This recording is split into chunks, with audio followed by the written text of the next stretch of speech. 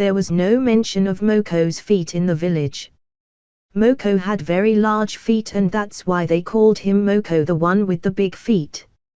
Moko had his feet so large that he could not find shoes of his size anywhere.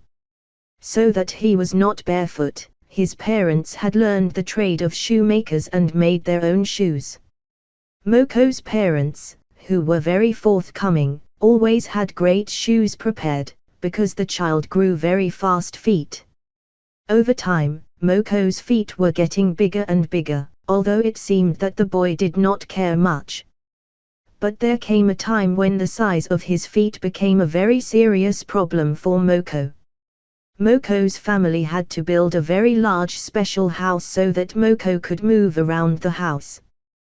But as their feet did not stop growing, they had no choice but to make a single for Moko right next door, in which everything was in a single room that was very large.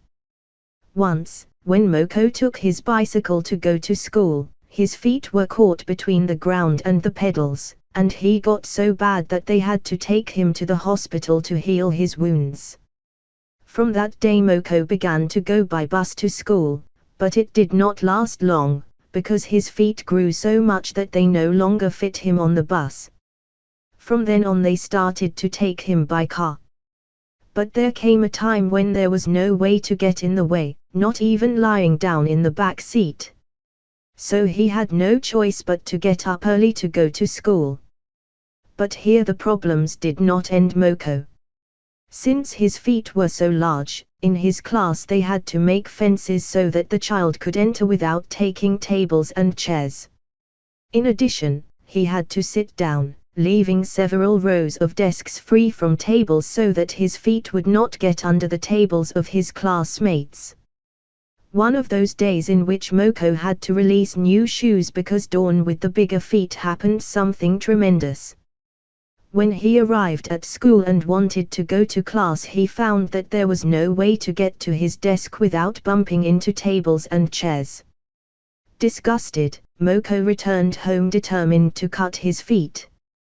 When he arrived, the boy discovered that his father had left out the axe to chop wood. "This is mine," said Moko. "With that axe I cut my feet right now." Just as he had the axe in his hand, a man in a wheelchair called in front of the house and called him. "Hey, you, kid. Would you lend me a hand? My arms hurt a lot to continue pushing the chair and comes a very hard uphill." Moko put down the axe and turned. The gentleman who was in a wheelchair had no feet and therefore could not walk. Moko came to push the lord. Moko pushed his feet apart, and, walking like a duck, began to push him. "Why, you have big feet," said the gentleman.